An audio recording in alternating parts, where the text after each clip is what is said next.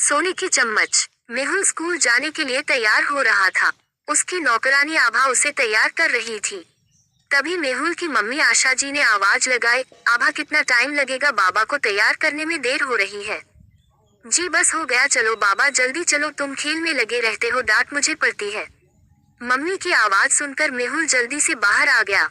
Gate के पास आशा जी खड़ी थी। उन्होंने मेहुल का बैग चेक किया, फिर ड्राइवर को बुलाकर बैग उसे दे दिया।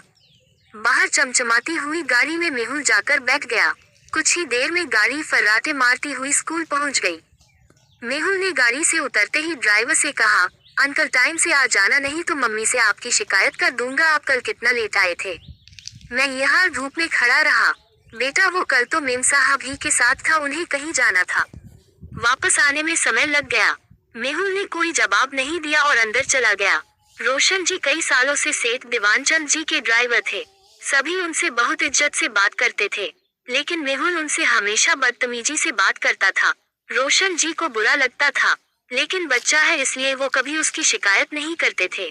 आज सही समय पर रोशन जी मेहुल को लेने पहुंच गए। छुट्टी होते ही मेहुल बाहर आया। रोशन जी ने उसके कंधे से बैग उतारा और पानी की बोतल हाथ में लेकर गाड़ी में रखी। मेहुल गाड़ी में बैठा तो झल्ला गया। आपको दिखाई नहीं देता गाड़ी कितनी गर्म हो रही है?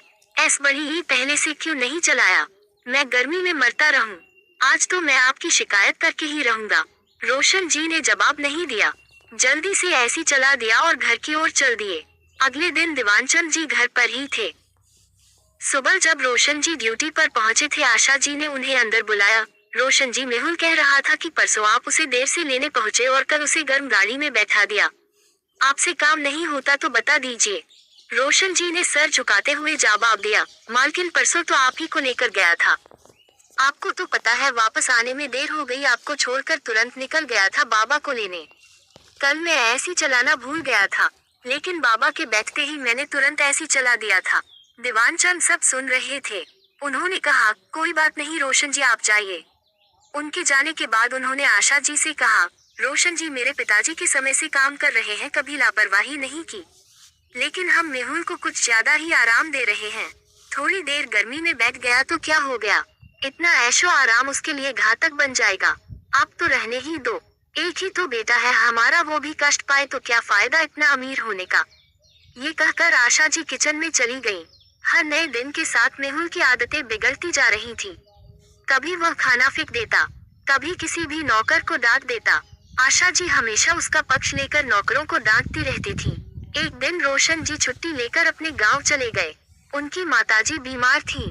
सुबह जब मेहुल स्कूल के लिए तैयार हुआ तो आशा जी ने कहा, बेटा आज रोशन जी तो आए नहीं, तुम आज टैक्सी से स्कूल चले जाओ, मैं कैब बुक कर देती हूँ। मेहुल ने कहा, मैं उस गंदी सी कार में नहीं बैठूंगा, और ये ड्राइवर कहाँ मर गया, इसे नौकरी से निकाल दीजिए।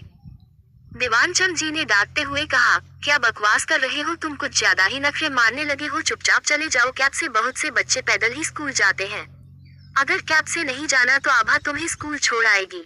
पैदल चले जाओ, और रोशन जी को ड्राइवर कभी मत कहना, अंकल कहने की आदत डाल लो। मेहुल को बहुत गुस्सा आ रहा था। आभा बैग लेकर मेहुल के साथ चलने लगी। वह बड़बड़ा रहा था, आने दो इस रोशन के बच्चे को, इसकी वजह से मुझे इतनी गर्मी में पैदल स्कूल जाना पड़ रहा है, इसे तो सबक सिखाकर छोड़ूंगा। अगले दिन जब स्कूल जाने का समय हुआ तो रोशन जी आ चुके थे। वे अच्छे से मेहुल को स्कूल ले गए। स्कूल पहुंचकर मेहुल ने कहा, सुनो तुम यहीं खड़े रहना, और गाड़ी के बाहर जब तक मेरी छुट्टी ना हो गाड़ी यहीं खड़ी रहेगी, और तुम बाहर गाड़ी में ऐसी चलाकर मत बैठे रहना, तुम्हें भी तो पता लगे गर्मी क्या होती है।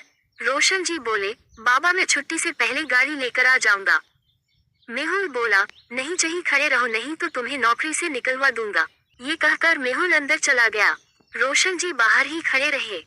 स्कूल के आसपास कोई जगह नहीं थी बैठने की, गाड़ी के पास खड़े खड़े गर्मी से उनका बुरा हाल हो गया था। छुट्टी के समय जब मेहुल बाहर आया तो देखा न वहाँ रोशन जी थे न गाड़ी। उसे बहुत गुस्सा आया, तभी सामने से आभा आती हुई दिखाई दी। चलो बाबा हम ऑटो करके चलते हैं। लेकिन ये रोशन कहाँ मर गया, मैंने उससे कहा था यहीं खड़ा रह। आभा बोली, वो तो यहीं खड़े थे लेकिन गर्मी से चक्कर खाकर गिर पड़े, उन्हें अस्पताल में एडमिट कराया गया है।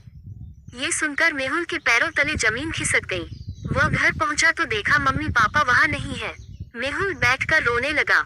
कि उसे अब डांट पड़ेगी, यह सब उसकी वजह से हुआ है। कुछ देर बाद मेहुल के मम्मी पापा आ गए तो मेहुल ने पूछा, अंकल कैसे हैं? आशा जी ने कहा, बेटा वो अब ठीक है। कह रहे थे बस तुम्हें छोड़कर वापस आ रहे थे, अचानक चक्कर आ गया। मेहुल सोच रहा था आज उसे डांट पड़ेगी, लेकिन रोशन जी ने उसकी शिकायत ही नहीं की। तभी मेहुल पापा के पास पहुंचा और बोला, पापा मुझे माफ कर दीजिए। मैंने ही कल का बदला लेने के लिए रोशन अंकल से कहा कि जब तक छुट्टी न हो वे गाड़ी के बाहर खड़े रहें। तभी गर्मी से उनकी तबीयत खराब हो गई। पापा मुझे उनके पास ले चलिए, मुझे उनसे माफी मांगनी है। दीवानचंद जी ने बेटे को गोद में बिठाया और कहा, कल वो आएंगे तब माफी मांग लेना, लेकिन वादा करो आगे से कभी किसी से गलत व्यवहार नहीं करोगे। मेहुल ने वादा किया और अगले दिन ऐसी ही मजेदार कहानी सुनने के लिए हमारे वीडियो को लाइक और कमेंट करें और हमारे सूर्यांश स्टोरी चैनल को सब्सक्राइब करें। आपका दिन शुभ